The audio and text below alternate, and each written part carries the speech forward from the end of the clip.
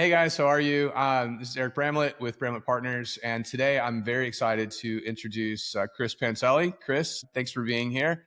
Thank you, Eric. And to give, before I, talk about Chris's history, I'll tell you guys how I know Chris. So I have a long history in performance marketing and SEO, and I'd actually given up on SEO for about a decade. And the reason why I gave up on it was because link building had become so hard. And for a few years prior to meeting Chris, I had decided to jump back into link building and jump back into SEO.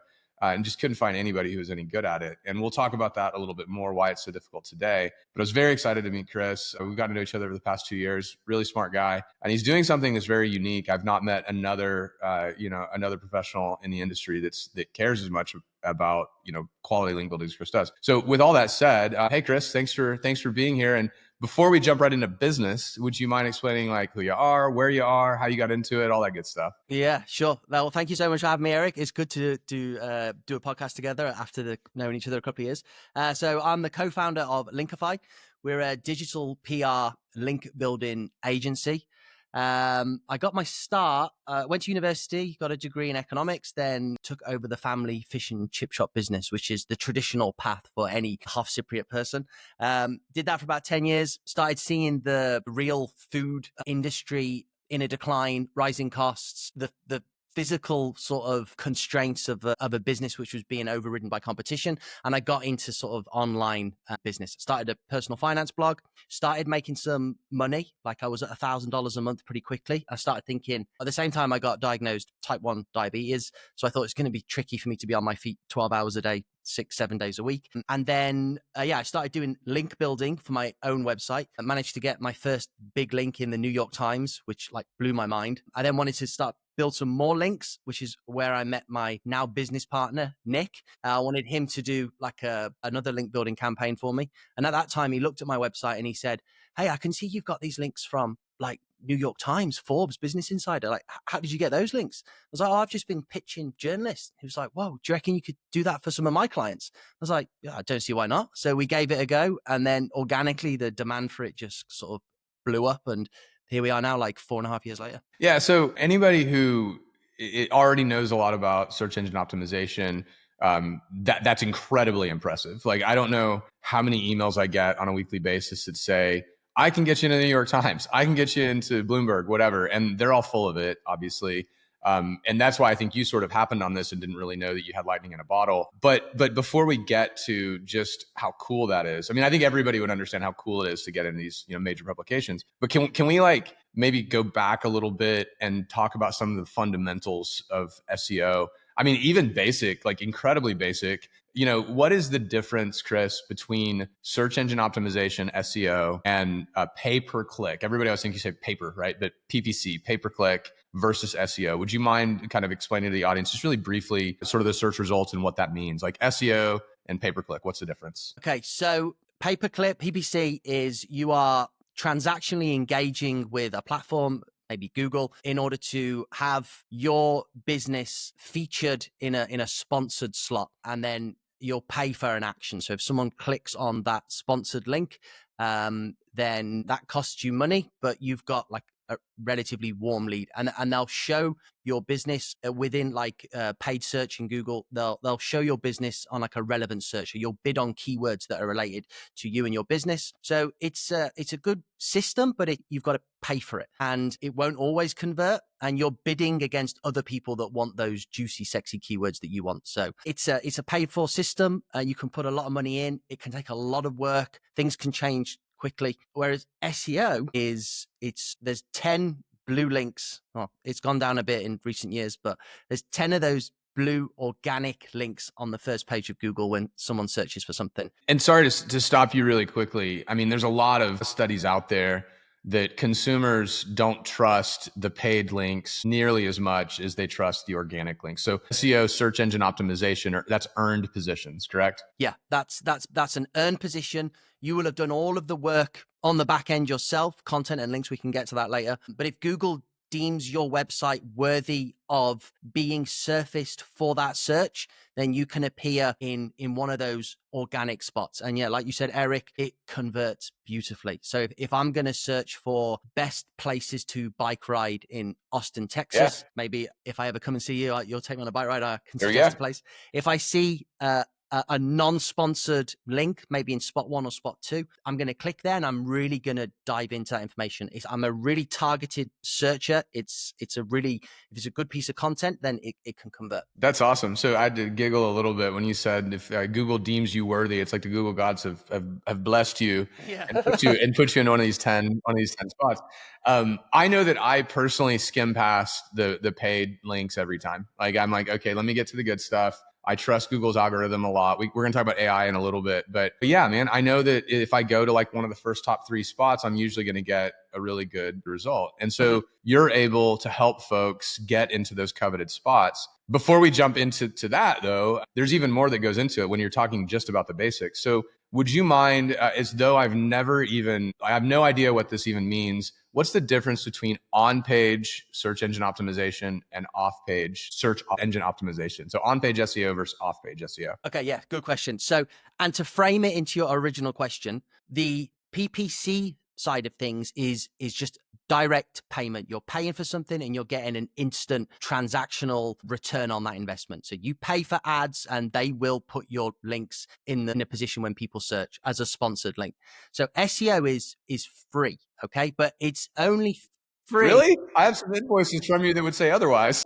It's free in the sense that you've got to do all of this back end work, which is on page and off page SEO in order to, and quote unquote, be deemed worthy by Google. Like Google is going to deem you worthy algorithmically. So it is going to look at your content, your website structure, and that's on-page stuff. So that's stuff that happens on your site, things that you have control over. So that could be your listing pages, that could be your informational blog posts, your site structure, your hosting, your design, load times, internal linking. So if you've got a good post on houses with ADU units, and then you've got another post that relates to that, and you're internally linking, all of that stuff that you can physically do on your own website is on-page SEO. It's stuff that you have a lot of control over. And to really like summarize it, if you have a page that is all about Austin real estate, the term Austin real estate should probably be on that page, pretty high on the page, right? At the very basic. Would you agree with that? Yeah, 100%. There are basic SEO principles which are quite obvious and don't take a lot of learning. Like you said, there's certain places in the page that you should have things. So that the title of the post, your headings, so that could be like your H2 and H3 tags. And a lot of the CMSs will make this really clear of where these things need to go. And then you need good content. So you need to satisfy the intent of the searcher. So if I was looking for best places to bike ride in Austin, Texas, which is an informational query, as a searcher, I am looking for suggestions of best places to bike ride in Austin, Texas. If your result doesn't talk about bike rides in Austin, Texas, then you've got no chance of Google deeming that a worthy response to that query. So I don't want to dwell on this too much. And I consider, on-page SEO is kind of technical SEO, and really like, you kind of want to hire that out unless you're a technical expert. But 15 years ago, whenever I started in this, you could really trick Google pretty easily in terms of, make like, hey, this is a great page about bike riding in Texas. Anymore, you really want to build the page for the visitor, right? Like if it's a shit page, if you are trying to rank for bike rides in Austin, Texas, and it doesn't deliver a good experience to the visitor, then you probably have no chance of ever ranking for bike rides in Austin, Texas. Would you agree with that? Yeah, 100%. And the good thing about Google, it's very difficult no one person probably fully knows the algorithm, but Google has to play its hand when it delivers those results. It has to put results on the first page in spot 1, spot 2, spot 3. So if I Google best bike rides in Austin, Texas, and I click on result 1 and result 2, and I can see what is Google thinking it should be delivering, because it's already delivering it.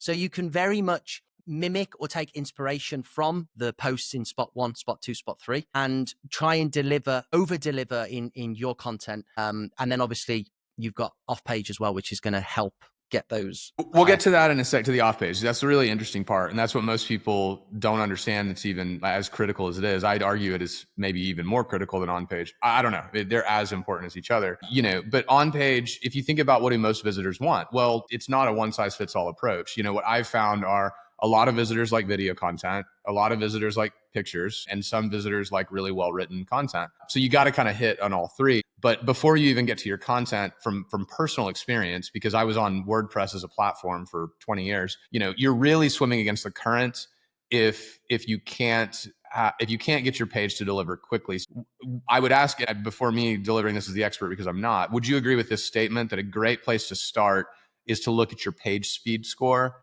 And if you don't have at least a 90 out of 100 on that page speed score, probably start there. And if that page is not opening with in under 3 seconds, you probably have some technical work to start with before you even get to anything else. Would you agree with that? Yeah, I would agree, especially in real estate. I think, yeah, load speed and things are important, but that is part of the broader technical on page, like the holistic view of looking at it. Google is tracking everything that we do as a user. And this got released in like the recent leaks. So like you said, Eric, if somebody lands on your page, Google is either through Chrome or through any of the other myriad ways that they're tracking. They know about dwell time, how long you're on the page. If your page takes 5 seconds to load and a user bounces because it's not loaded in time, and 50 users have bounced, it's going to bump you down. Yeah. And then you've got the content. So they want to see a good user experience. They want to see a user land on a page, stay on the page, scroll through the page, interact with the page if there's video, if there's images, and then maybe click around the rest of your site. And you deliver that by fast website, good content, well written, satisfy the user intent, which in real estate is you guys can do. Like, you're experts, your area, just give great content, and the rest bit of work, but that word should, right? Yeah. Yeah. Well, no, you're right. And what's cool about our topic is that people are really interested in it. Like you've been able to deliver some really amazing links for us. And I think that's because, you guys are great at your job, but there's a lot of appetite out there for real estate content, either at the national level, at the local level. Real estate's very hyper local. So if you deliver amazing hyper local content for your neighborhood, for your area, then people are going to stick on your site a little bit longer. I have to comment, I've never heard it called dwell time before. And that's very British of you, and I love it. We call it time on site. Time on site, very American. I'm calling it dwell time from here on out. No question about that. So, great. Well, thank you for the basics. And I think that anybody who's interested in not only just SEO, but performance marketing in general, that doesn't have kind of an overview, that's a great, whatever that was, a 10-minute overview on the search results, on the difference between pay-per-click, the very, very basics on on-site SEO. Let's get to the fun stuff. So if you had to explain to your mom what off-page SEO is, what is off-page SEO? Well, my mom actually works for us, so she could give No. a little good explanation or something. Your cousin who's never done this before, whatever. Okay. So the Google algorithm is a complex beast with many factors, but really when it boils down to is content and links. So let's say I moved to Texas, okay, and I started Panteli and Partners brokerage firm, okay? And then I started a website and I produced some absolutely amazing content. Are they going to rank me above you, Eric? Or are they going to have some way of knowing if they can trust me? Because I could just be some con artist, some scammer. Google needs to trust the results that they surface, both for their own protection as a business and for the way that people perceive it as a usable search engine. And the way that Google's algorithm fundamentally or almost exclusively measures trust is by backlinks. And a backlink is when another more trustworthy or established website links to your website. And that is algorithmically a vote of confidence for your website from a bigger, more established, more authoritative website. So in theory, the more of these trusted links that you have, the more that Google can feel satisfied knowing that it trusts me. So all of a sudden, Panteli Partners Residential has got 1 million backlinks from BBC and local Texas news publications. Maybe it's going to start ranking my content above yours because it's got that way to trust me. That's great. And are all backlinks created equally? Like I can go and get 1 million backlinks tomorrow from places I can just drop backlinks.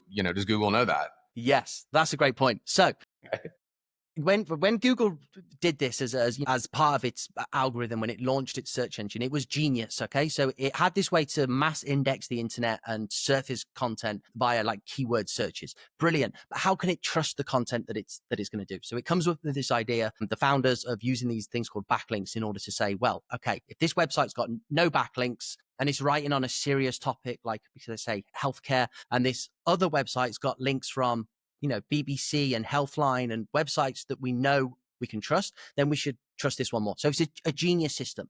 But SEOs quickly figured out, well, we can get backlinks from lots of different places, and we can gain the algorithm and we can beat the system and have our content rank higher. So yes, you can buy backlinks, cheap backlinks, things that we call like niche edits or guest posts from places like Fiverr. There's a myriad of different marketplaces where you can buy backlinks. But I like that Google, idea. Fiverr, that's like $5. I'll just go buy a bunch of those. okay. Why am I paying you so much? Why don't I Why just don't go you to do Fiverr? one more order with us then, and then we'll let you go. All right, And sounds good. yeah. Yeah, these links are shit. There's there's Sugarcoat it. there's no value in them, and Google has got smart. So Google knows the links, and there's been a number of different periods in time where it's updated its algorithm in order to mass assess bad links. We had a huge update a few years ago called Panda, where it fundamentally just sort of tanked websites based on. I don't want to hijack this, but I'll tell you what got me out of the SEO game for a decade was Penguin. Actually, that's when they came down on. It was Panda first that went after the national sites, and they said, "Wait, there's all these little local bastards that are also doing the same thing," and so they came and penalized us. And I had a manual penalty for 3 years. I had to learn because I didn't know anything about anything except for like really spammy SEO tactics. So I had to learn pay per click in like no time flat to save my business. But yeah, it stunk. I mean, we were using the spammiest tactics ever. We were spinning articles, like spitting them out there, trading links, all the stuff. And then Google said, wait, nope. And they penalized myself, a bunch of friends, like pretty much everybody that was doing a lot of local SEO. And it really stinks because whenever you use these spammy tactics, which I think people call black hat now, yeah, it can certainly work. But if you build a business on that, your business is kind of built on sand. Would you agree with that? Yeah, 100%. I mean, that's got to have been a terrifying thing to happen. Did that happen in your search console? Did you get an email? Did you fight it? You said 3 years. I was so beat down. There were so many things happening at the same time. It happened in 2010, which the US was in, and I think you guys were too. We were in a really, really nasty recession at the time as well. So I was just in survival mode. I looked at Search Console, was like, yeah, been penalized. You couldn't, you certainly have a penalty whenever you search your name and you're on like page 5. And that's what it was. And so there was no question about it. My link profile was 99% crap. It was all like, if I wanted to go disavow these links, I would have had to disavow 99% of my profile. So I was like, this is a lost cause. I just need to learn pay-per-click. And that's what I did with pivot to that. There was no way I was going to be able to get my organic rankings back in any amount of time that would have been able to save the business. And then I met you a decade later, and like the penalty was gone. They had just like wiped it just for time or something like that. But it was, yeah, man, it was tough. Like I was already beat down because the market was so bad. And I remember waking up and like traffic had gone, like 90% was dead. It was rough, man. It was really rough. Like it was a rough experience. And this has happened to many businesses over the years. And businesses with huge amounts of traffic and teams of staff, and overnight they've gone from hundreds of thousands, if not millions of monthly page views to absolutely flatlining. And that's because Google is continually updating its algorithm. It's trying to identify footprints and patterns in people that are using links to gain the system. And that's why digital PR link building is the last bastion of hope, I would say, which is what Google wants. It wants you to be a real business, and real businesses, they engage with the media. So if Apple releases a new iPhone, then that's going to get like covered in the news, like a shitload, and it's going to get links from a gazillion different big news websites. And Google can't go, Apple just released this product to get backlinks. It's like, no, it's that's PR. Like that's what they do. So this is why it's safe as houses. Safe as houses, good for your show. And it's got so many additional benefits as well outside of the inherent SEO value. And that's where, so, you and I was on your podcast a couple weeks ago, and we jammed about just authority building in general, because building links in the right way, the way that you do it, is it's building authority, like true defensible authority. It's called earned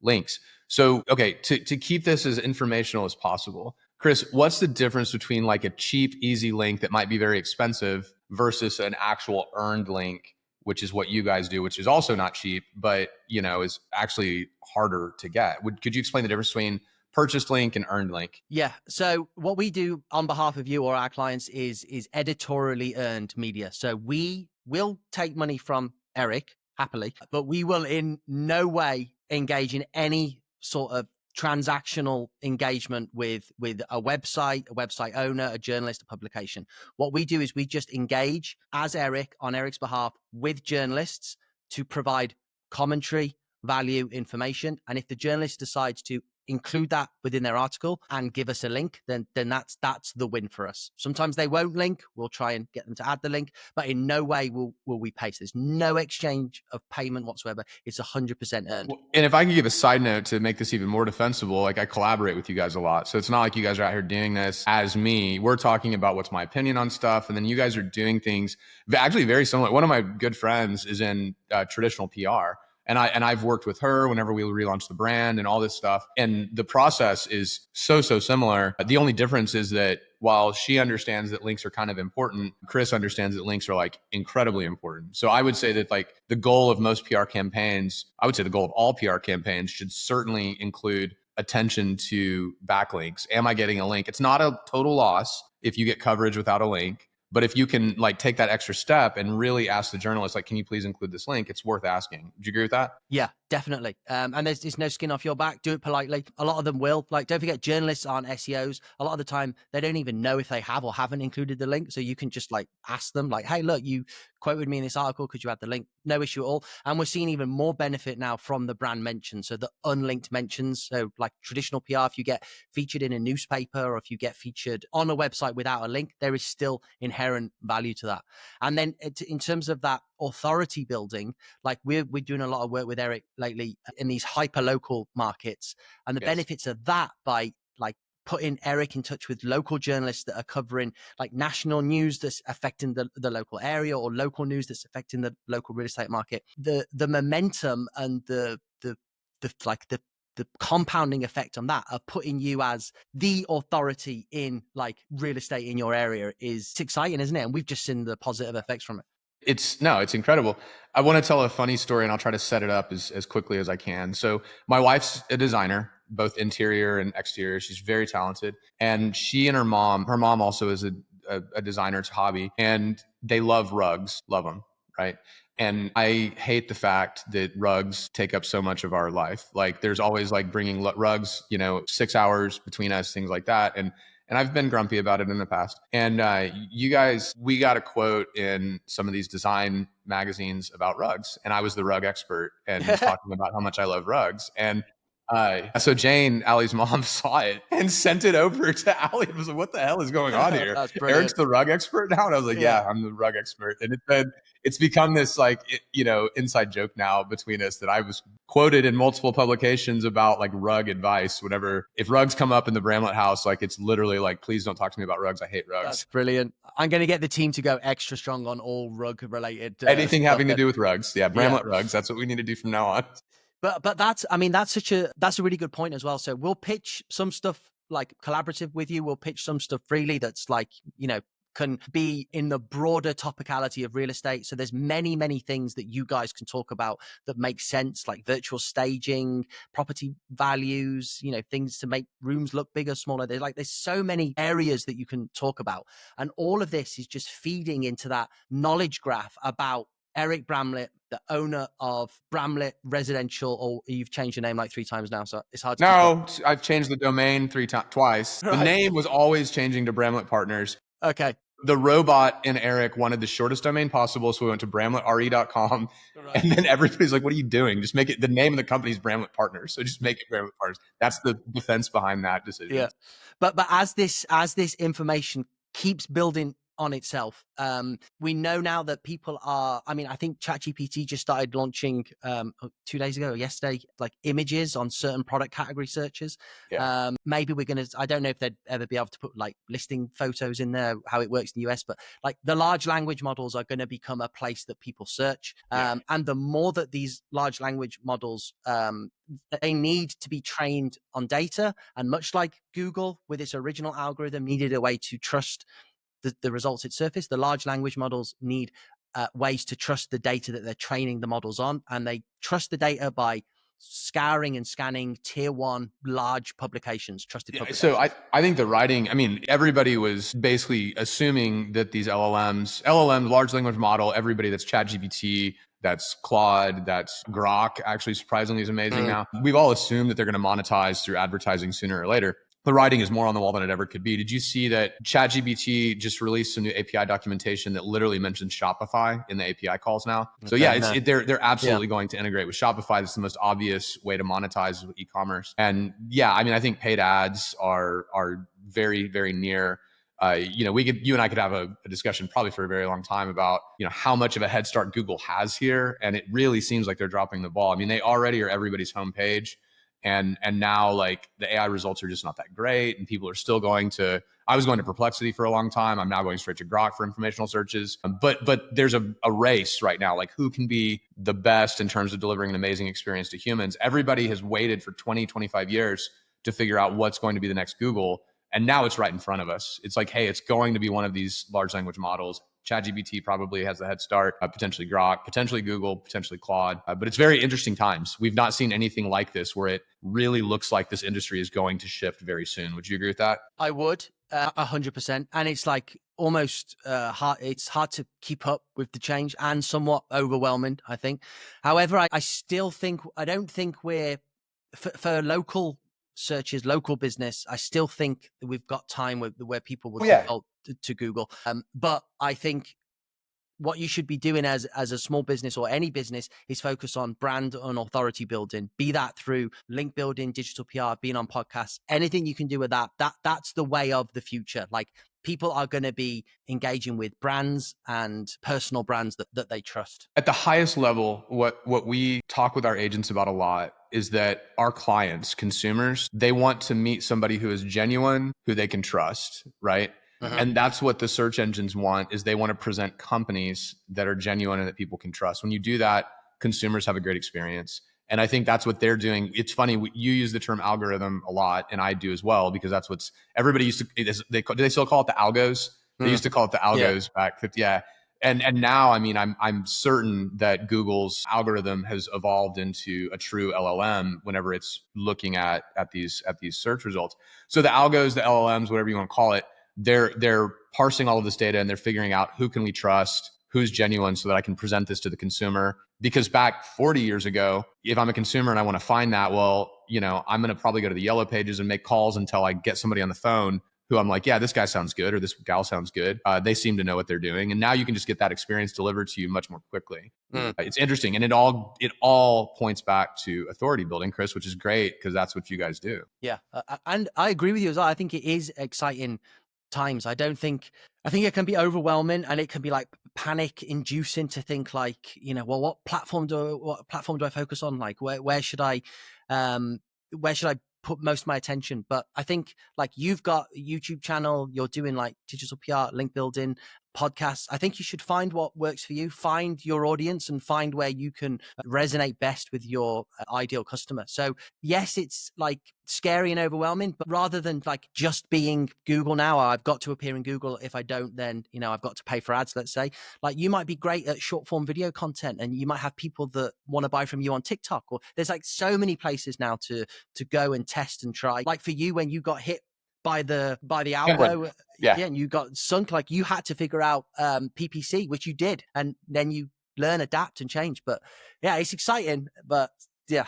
Well, I want to get back into authority building and talk more about that. I would like to put a pin in this. I'd like to talk with you sometime about other PR opportunities for us specifically. I think maybe it could extend to some of your your other clients as well. It's something that we've been trying to fill for a bit. And Chris, I mean, because the algorithms, because the AI models are truly trying to find like genuine human beings who people can trust, I think you guys look more and more like a traditional PR company every day. But in the same way that, people that know how to, like humans that know how to leverage AI are going to replace those that don't, I think that, the PR company of the future looks a lot like PR companies, of old, but with the understanding that link building and digital authority is always top of mind. So you guys are amazing at it. Let's continue to talk a bit about the difference, because I know that if anyone is out there and they are considering, by the way, a long journey for search engine optimization, they're going to run across a lot of,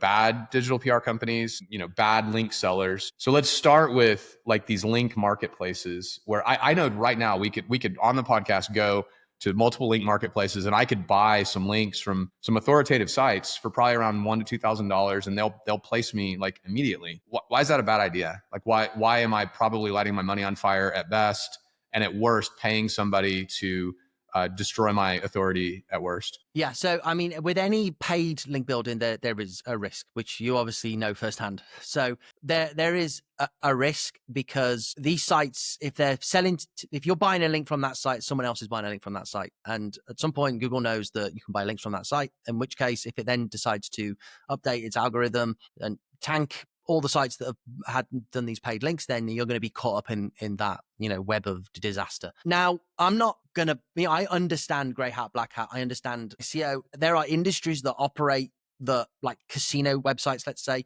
where they allocate a huge portion of their budget per month to black hat SEO link building because their competition is doing it. And for whatever reason, the Google algorithm just expects it to happen. And so it does. So if you want to survive, you've got to do that sort of black hat link building. They used to call it the PPC industry, the porn, pills, and casinos, because nobody will link to them. Like literally, if you pitch a porn website, how many links back to it are you ever going to get, right? Or a casino website? Yeah. We can do okay in casino, but yeah, porn is impossible. Firearms, that sort of thing. Which is a shame because it'd be great to work on. Yeah, man, you're just not targeting Texas. You'll get links all day. Yeah. Really? No, I'm joking, but kind of. Yeah. So yeah, you've got that. Yeah, you've got that inherent risk. You've got that, like, depends on what everyone else in your market's doing. But when it comes to like local businesses, I think that the important thing to know is, like, you guys are perfectly set up for digital PR.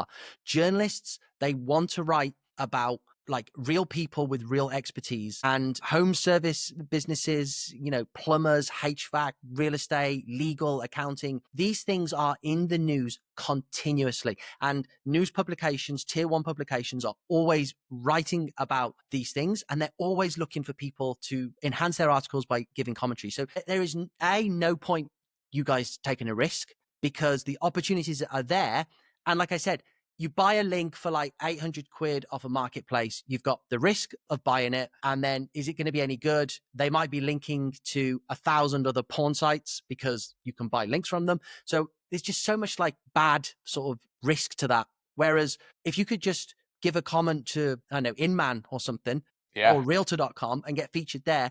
The benefits of that is, okay, first of all, you've got an amazing link. You earned it naturally. You can put the logo on the front page of your homepage. Instant trust, somebody that lands on your page that wants to buy a house. Oh, they've been featured in realtor.com, Inman. Like, I've heard of them. Wow. So it's just not worth taking the risk. You may as well do it right because the benefits far outweigh. Well, and I'll say the only downside, and it's a true downside, but it's the fact that I can't come to you and say, Chris, I would like to make sure and rank high next month, 6 months from now. I mean, if I came to you and I was cold starting a site, meaning it has no history whatsoever, what would you say? How long would it take for me to see sort of results after working with you guys? That's a good question. So SEO, people say 6 to 12 months to see, but that's all going to come down to your keyword selection. So if you started a new site and you were, let's say, competing with yourself in the Austin, Texas area, then you're going to need to find keywords that aren't being like being won by authoritative websites currently. So like the Redfins and the big listing companies, they're gonna own the keywords, like, because Google trusts them for a very good reason. They've been around forever. They have tons and tons of news mentions. I would guess if I were in your shoes and somebody came to me with that, I would say you will start to see the smallest of results in 6 months. You will see a little bit more results in 12. This is going to be a 2 to 3 year campaign minimum. And you probably are not outranking Redfin in 3 years. Is that fair to say? Not outranking Redfin on difficult keywords, but yeah, I would say that's a good projected timeline. But again, it's very different. Like, long gone, like, you guys are real businesses, and this has been like a plague of the Google algorithm. This is why, like, people that wanted to black hat rank, dodgy websites packed with affiliate links, like, it's taken Google a long time to figure out if they're actually genuine before they'll then start sending some traffic. And you have to get out of this thing called the Google sandbox, which is where it won't trust you theoretically for 3 months, at least. If you open up a new real estate brokerage in an area, and you get a Google business profile, you confirm the address, and you have like an about page, registered address, a company number, like straight away you're sending like signals where Google's going to trust you. Add on to that content where you're targeting more long tail keywords. So, houses in Austin, Texas with a swimming pool, let's say, which is still going to convert for you. Throw into the mix digital PR links. You're going to really speed up that time frame. So I would expect to start seeing within 12 months getting an ROI on SEO for a real estate brokerage. Yeah. So back to the reason why people kind of take the shortcut, which I think it's a common reason why anybody wants to take a shortcut, right? Is that you can see results much faster if you go out and buy a ton of links from dodgy sites. I love dodgy, by the way. And is that a British? It's a great word. We need to take it on. But yeah, if you go out and buy a bunch of questionable links, you can see results much more quickly. But I don't think it's a question of like if you end up seeing those results just completely go away. It's really a question of like when will that happen? So it's a sugar high.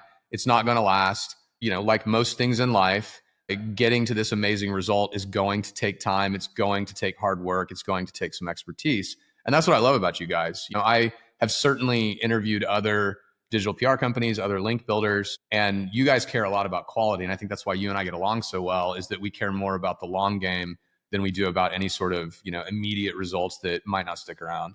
Yeah. And that's really nice of you to say. And for us, that is I think you've hit the nail on the head. That is the dilemma, that like you couldn't come to me after this phone call and say, hey, I love these links. I want you to double the amount I'm getting per month or quadruple the amount, because we have to earn it.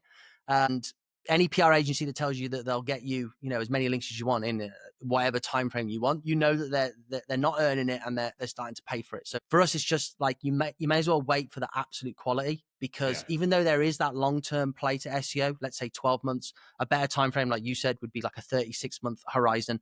But SEO traffic, it converts so well as well. Yes. Like that's the people are, just picture it. You've got your ideal customer has gone onto Google. They've searched for what they want, and then they found your website in spot one, and they click on it, and then they book a call. Like that's going to convert higher than anything from social media, like PPC. It's great traffic to have. There's a big pot of gold at the end of the SEO rainbow, and some good coins along the way. Yeah. What's the future of authority building PR look like? What does that look like for you guys? What are you excited about? I know the LLMs, which you talked about a minute ago, but yeah, what's cooking? What are you excited about? I'm excited about, we're doing really, really well with hyper local stuff lately. Awesome. And you've seen as well, we've been getting in touch with you probably a bit more of late. So I think it's a real opportunity to make small business owners like the go-to in their local news space. Sorry, selfishly, I'd love to book a meeting with you to discuss that. I'd love to book just like a strategy meeting with you guys pretty soon, because we've been on autopilot's not the right word, because we collaborate a lot, but we've used a really successful strategy with you guys for a long time. And I think that there are some opportunities now. I mean, I almost like tried to prompt you for hyperlocal. I'm so glad you said it. So continue. Hyperlocal really, really excites me a lot for obvious reasons. Yeah. Well, first of all, there are like, it's the local news. They need content. They want content continuously. The nationals tend to be a bit more gimmicky, and I'm talking about outbound a bit more specifically now. So like contacting journalists proactively and saying like, hey, this is in the news. It looks like it's going to affect your area. Like, can we provide some comments from our expert, Eric Bramlett, let's say? And rather than being like, hey, outbound digital PR, there's some good tactics is like reacting to the news. So you might own, let's say, a real estate agency. We see the Barbie movie comes out, and we do a really crazy campaign about how much would Barbie's house actually cost if it was here. And that's going to get picked up by the nationals because it's got like a sexy sort of gimmicky appeal to it. Whereas a new housing legislation code 81734, which could affect X, Y, and Z in Austin, Texas, it's a lot less sexy, but very, very poignant to like all of the local newspapers and the people living in that area. So engaging journalists to like write about that and take commentary from a guy who's an expert in that area, we're finding like some really, really good success with it. So I think we're going to really double down on that for those small local businesses. This is one thing we can discuss on a strategy call. Are you familiar with community impact? Yeah. that publication. Yeah. So they have hyper local. I mean, within Austin, I think they probably have 15 different newspapers. So if you can drill it down to, hey, Cedar Park, which is like a suburb of Austin, something that impacts that community alone. Now you probably only have one target. It's probably community impact, and then maybe some very small websites that don't really matter. But we can get we can get super targeted, and we can get super local. And while if we were to like if a national brand looked at that, they'd be like, I don't want this rinky dink link. Like, who cares? I personally look at links from local news sources, even though their authority might be lower than the nationals, they actually almost certainly will be, because it's so topical, because it's so hyper local. Like, I would prefer to have a link from them than like, yet another link. Well, it's funny to say yet another link from like one of these national publications like Homes and Garden, right? I think there's a lot of opportunity there. So don't want to dig into that on the podcast too much necessarily, because it's probably boring to most people, but yeah, let's book a strategy call and let's talk about. That sounds good. I think there's loads to be done with it, and I also think that like I always try and tell people they can do this stuff themselves. Like, I don't want to just go on a podcast and like flog our services. Like, it is a trade off between if you've got some time or someone in house that you can sort of give some time and attention to do it. You can. If you've got the budget, then yeah, hire an agency. But I think like just as a small business owner, if it's a real estate brokerage firm or like a home service business, just take the time to find like the 4 or 5 local publications in your area that have got like websites. Get in touch with the journalist that writes on the beat, the lifestyle beat, or the beat that most accurately reflects the niche that you're in, and just like make an intro. Say, if you're ever writing a story, please feel free to get in touch with me, and they will, and then they'll come back to you, because once they found an expert, like journalists are a little bit lazy. Like, they'll just say, well, I need some commentary on X, Y, and Z. I know an expert. Why am I going to go and try and find another one? This is so similar to my friend Gina, who's like an amazing traditional PR person. I'd love to introduce you guys sometimes, because I think that there's a lot of crossover between that. Okay, so very tactical advice, and I'm feeding you this. When do they ask for the link? Do they say, hey, I'm an expert. Can I give you some opinions? And will you give me a link back? Is that the best way to approach them? Yeah, I think your friend got you in the Scotsman, is it? Recently, really? Well, it wasn't us, because I was so pleased with it, and then I couldn't find it in our system. The whole team looked. Yeah, so it might have been your friend, but I'll ping it over to you after, and you can see. Ask for the link. Don't ask for the link in the pitch. Thirsty. That's I don't know if you guys use thirsty, but don't come across as thirsty whenever you contact these guys, right? Yeah. Induce the link by including it in your pitch. So you can say, I'm Eric Bramlett from Bramlett Partners, and hyperlink Bramlett Partners, and also naked URL it as well. So you can do Bramlett Partners, which is hyperlinked in your email, but then also do an open bracket and put the naked URL close bracket, because some email systems, they'll like add weird code to the link, they'll remove the link. And so just make it obvious, but it's, you're not asking anything. You're just saying, this is who I am and this is where you can find me. It's a perfectly normal thing to do.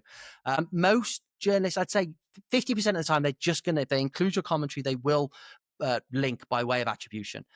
Those that don't, do a really nice follow-up. Hey, Wendy, saw that you did my quotes in your article, compliment them. The article's amazing. It was really, really good. Just wondering, any chance you could pop a link in for me, just so if anyone did want to, get in touch or have more visibility into me and my services, that they can, because that's a perfectly normal thing to do as well. The reason that they've quoted you as an expert is then they want their readers to be able to see who you are, verify you. And as well, the good thing about hyperlocal is you'll get referral traffic from your area, because they'll read the article and then they'll click.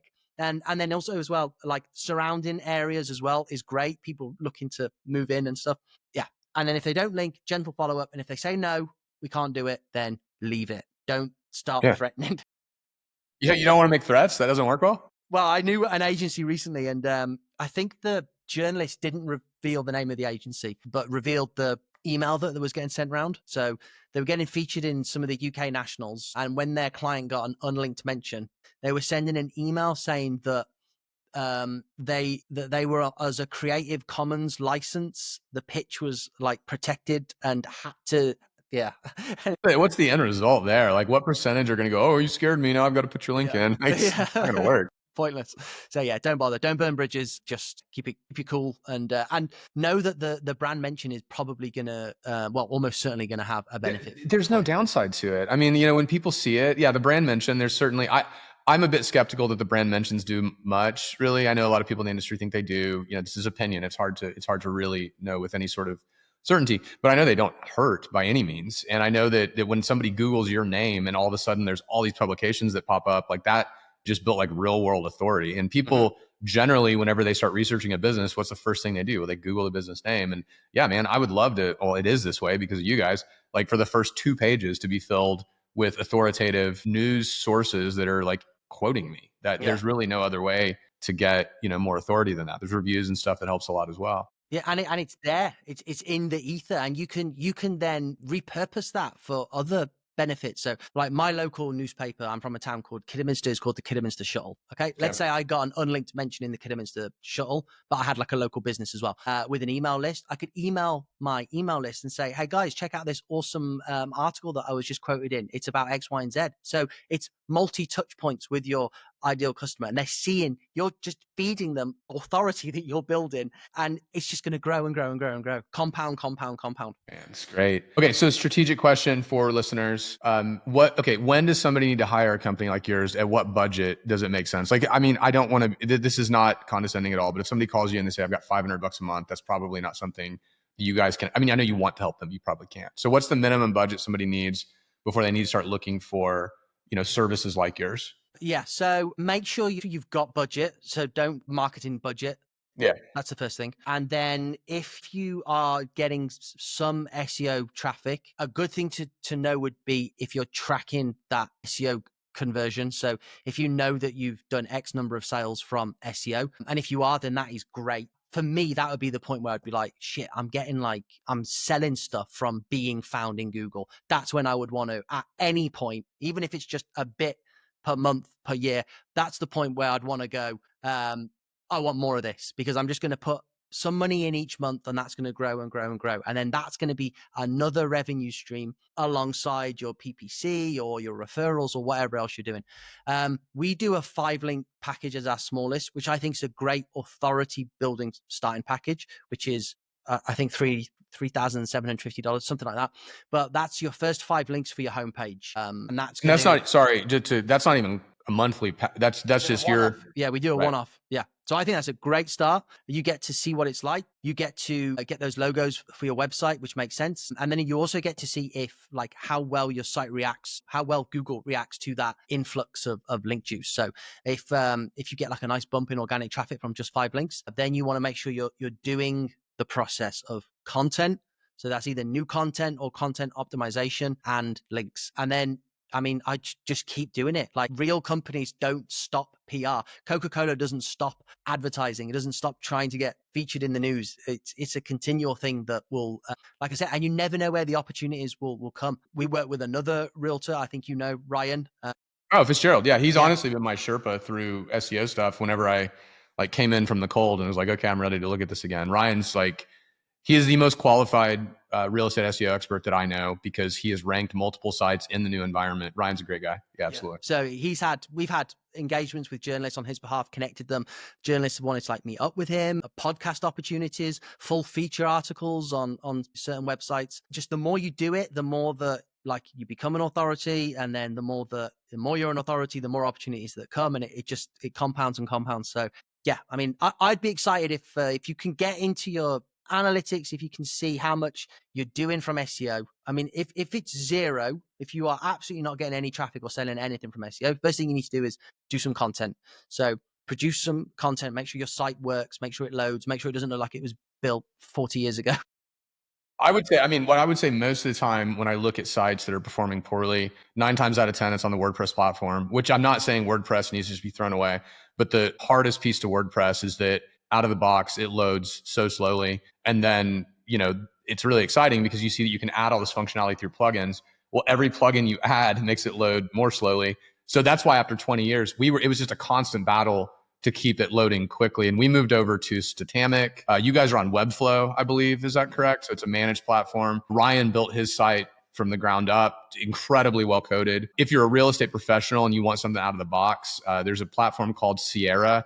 I'll give it the worst endorsement ever. We have a Sierra site, and out of the box, yeah, it works fine. Their support will get back to you 2 weeks later, if ever. So just know that going in. But yeah, I would take a hard look at your own platform. If you go to page speed score and it's like, hey, you're loading in 10 seconds or something. What are you on then with Bramlett Partners? Statamic, which is really cool. And they have meetups in Europe. So I'd encourage you to take a look at it. If you guys want to move away from Webflow, which I don't know, the reason we looked really hard at Webflow because I love the idea of a completely managed platform.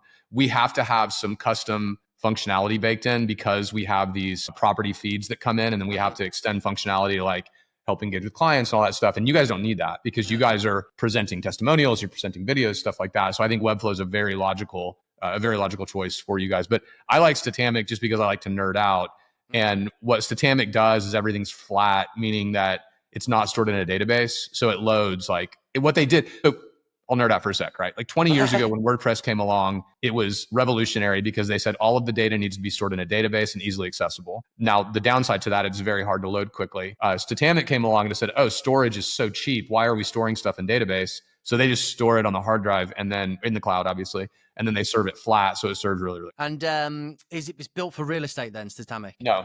It's some guys who are WordPress developers. They're crazy smart, and they're effectively, it's like the next iteration of WordPress is what it is. That's been really, really done well. I think the only alternatives to Statamic, which if I were thinking, I would go, okay, is there a real estate specific platform that I can jump on? Great. Do I need that, or can I just go to Webflow because I don't need to necessarily serve, properties or whatever else? Webflow is a great decision. You got Statamic, and then you just have custom implementation like Ryan has, which I think he's actually selling to other agents now. Yeah, he's launched that now. Agent Loft, I think it's called. Give him. That's great. I would look because I will give a very great recommendation for Ryan. Like, he's an awesome guy and he cares deeply about providing value to people like you do. So that'd be a great option. You said Agent Flow is what it's called?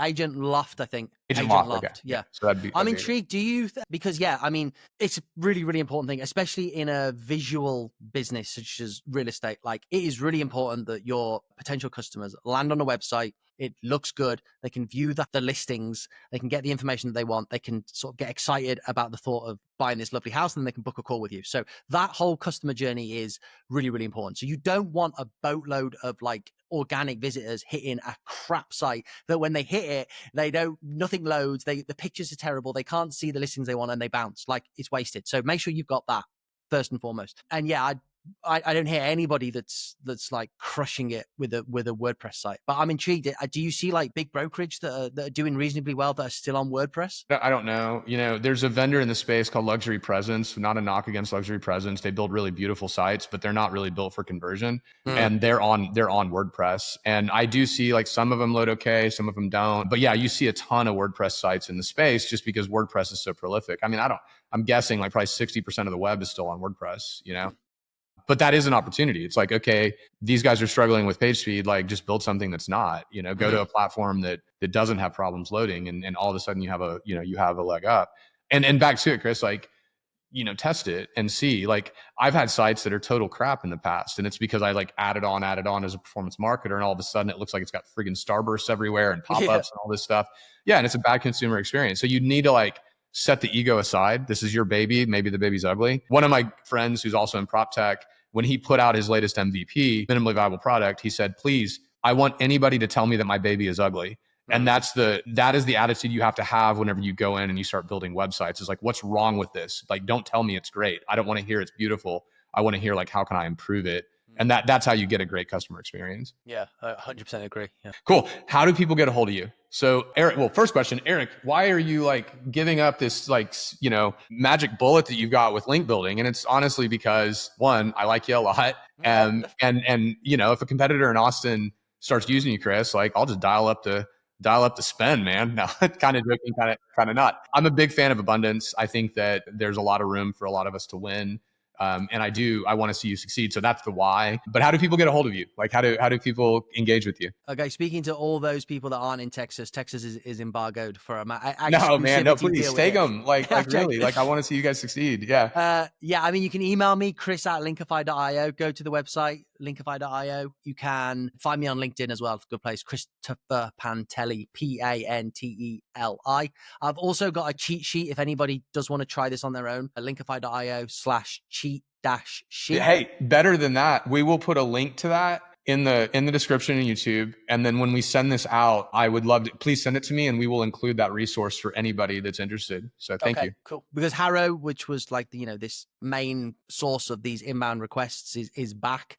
There's loads of platforms. I tell you about different places you can go. You can go and start setting aside half an hour a day. Look if there's any opportunities. Maybe you can win your first couple of links yourself and then see the benefits that way. So zero cost input, but you get to test it. And I've got some real good tips on how you can get started. I can't thank you enough. I really, like, you and I've gotten to know each other like way better the past couple of weeks just from doing these podcasts. And it's a pleasure chatting with you. So hopefully we can continue doing this without recording it, just because like we don't want to have a million podcasts just for the two of us. But thank you so much for being here. Thank you for everything that you do for Bramlett Partners. And I hope that you're able to pick up some more business out of this just because you're such a great guy and you do such a great job. Well, thank you. Yeah, Eric, it's been a real pleasure, and it's been awesome to watch you grow as well as a company. Like, really exciting to see what happens. So, man, thank you so much. Sure. All right, I'm going to stop now.